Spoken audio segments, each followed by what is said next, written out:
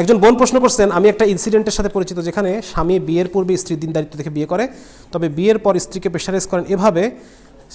এইটা একটা খুব ইম্পর্টেন্ট কোশ্চেন। আমি আপনাদেরকে বলতে চাচ্ছিলাম যে মানে পরবর্তীতে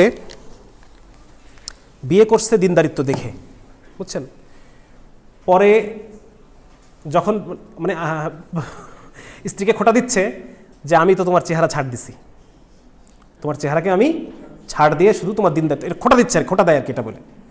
তো এইটা যেমন ধরে সব কিছু ঠিক আছে যে আলহামদুলিল্লাহ মানে আমাদের অবশ্যই দিনকে প্রাধান্য দেওয়া উচিত, সৌন্দর্য, তারপর হচ্ছে এই যে টাকা পয়সার বিষয়গুলো, এগুলো বস্তুগত জিনিস, বস্তুবাদী চিন্তাভাবনা, সবই আলোচনাগুলো আপন জায়গায় ঠিক আছে। কিন্তু সবচেয়ে ইম্পর্টেন্ট জিনিসটা হচ্ছে আমাদের যেটা বুঝতে হবে সেটা হলো যে আমরা মানুষ, আমাদেরকে আল্লাহ তাআলা বলছেন ইনসান। কি বলছেন আমাদেরকে? ইনসান শব্দের অর্থ ভুলে যায়। যে কি আরবি নাসিয়া শব্দ থেকে ইনসান শব্দটা আসছে, এর অর্থ ভুলে যাওয়া। আজকে আমি শামসুল আরেফিন, আমার যে পরিমাণ ইমান, হয়তো আজ থেকে 5 বছর পরে এই পরিমাণ থাকবে না। আজকে দিনের প্রতি আমার যে পরিমাণ ভালোবাসা, হয়তো আজ থেকে 10 বছর পর আমার এই পরিমাণ থাকবে না। হতে পারে কি না? পারে কি না? বাড়তেও পারে, কমতেও পারে। তো যার কারণে কিছু বিষয়, এই বিষয়গুলো একটু আলেমদের সাথে পরামর্শ করে ঠিক করা, বুঝতে পারছেন? এই জন্য রাসূল সাল্লাল্লাহু আলাইহি ওয়াসাল্লাম কিন্তু বলছেন যে বিয়ের আগে মেয়েটাকে দেখে নাও। আর একদম মানে এটা আমি পার্সোনালি বলি, যেমন হচ্ছে কাউকে দেখার পরে, ধরেন একটা ছেলেকে মেয়ে দেখলো, দেখার পরে ছেলেটাকে তার কোনোভাবেই ভালো লাগলো না, আছে না? মেয়েদের তো আবার একটা সিক্সথ সেন্স বলে আবার একটা কথা আছে। মেয়েদের ব্রেনটা এমনভাবে ডেভেলপড, মেয়েরা অনেক বিষয় কানেক্ট করতে পারে যেগুলো আমরা ছেলেরা পারি না। এটা কথা সিক্সথ সেন্স বলা হয় আর কি। হ্যাঁ, তো সেই মেয়েটা ছেলেটাকে দেখে কিছু একটা আঁচ করলো যে ছেলেটার তাকানো ভালো না, বা ছেলেটা সামথিং ভালো না, বা দেখে মনে হচ্ছে যে না এটা আমার ভালো লাগতেছে না। তো এটা কি তার ডিনাই করার অধিকার নাই? শরীয়ত কি তাকে এই অধিকার কেড়ে নিছে যে যাকে তোমার ভালো লাগবে না তাকে তুমি জোর করে দিনের জন্য বিয়ে করো? এটা তো শরীয়ত বলে নাই।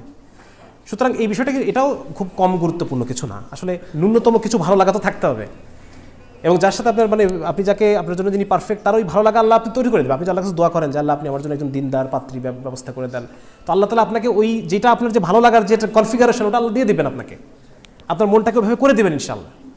তো যার কারণে এই ভালো লাগার যে বিষয়টা, এটাও কম জরুরি না। যদি কমই জরুরি হতো তাহলে রাসূল সাল্লাল্লাহু আলাইহি ওয়াসাল্লাম বিয়ের আগে দেখে নিতে বলতেন না। সাহাবীরা গাছের উপর উঠে মেয়ে দেখতো না। আমার কথা বোঝা গেছে? তো যার কারণে এই ভালো লাগার যে বিষয়টা, সৌন্দর্য তো এক একজনের কাছে এক এক রকম। এখন অনেকে বলতে পারেন যে যদি আপনি ভালো লাগার কথাই বলেন তাহলে কি যার যে সমস্ত মেয়েরা একটু চেহারা একটু কম, বা যে সমস্ত, বা জুলাইবি রাদিয়াল্লাহু তাআলার কাহিনীটা এখানে আসতে পারে, ঠিক আছে না? জুলাইবি রাদিয়াল্লাহু তাআলা ওনারা হচ্ছেন আমাদের টার্গেট, কিন্তু সবাই তো আমরা ওই পর্যায়ে পৌঁছাতে পারবো না। আমরা সবাই এখন ইমানের দিক থেকে কিছুটা কম। তো যার কারণে এই সমস্ত বিষয়গুলো শরীয়ত যে জিনিসগুলোকে আমাদের জন্য জায়েজ করছেন, এই যেমন একটু ভালো লাগা, মেয়েটাকে দেখে ছেলেটার একটু ভালো লাগতে হবে, ছেলেটাকে দেখেও মেয়েটার একটু ভালো লাগতে হবে। এই যে ভালো লাগার পরে দুজন মতামত দিয়ে দিল, এইটুকু থাকতে হবে। তো রাসূল তো বলছেন যে বিয়ের আগে মেয়েটাকে তুমি দেখে নাও, তাহলে তোমাদের মধ্যে ভালোবাসা আরও বাড়বে। কে বলছেন? আল্লাহ রাসূল বলছেন। সুতরাং এই ভালো লাগার অপশনটুকু তো আমাদের আছে, ঠিক আছে না? তো সুতরাং এই ধরনের স্যাক্রিফাইস করলে পরে যে জিনিসটা ঘটে, পরবর্তীতে যখন তার ইমান কমে গেছে, এখন সে খোঁটা দেওয়া শুরু করছে। খুব ইমানের বসে সে বিয়েটা করে ফেললো, জোশের উপরে করে ফেলছে, এখন সে খোঁটা দেওয়া শুরু করছে, তার এখন ইমান এখন ডাউন, ঠিক আছে না? তো এগুলো হচ্ছে বিরাট বিরাট সমস্যা। যার কারণে এই বিষয়গুলোর ক্ষেত্রে আলেমদের সাথে একটু পরামর্শ করে নেওয়া, বয়স্কদের সাথে পরামর্শ করে নেওয়া, যারা একটু দিনদার, একটু বয়সী মানুষ, যাদের অনেক দুনিয়া তারা অনেকখানি দেখে ফেলছে, তাদের সাথে একটু পরামর্শ করে নেওয়া আমি জরুরি মনে করি আর কি।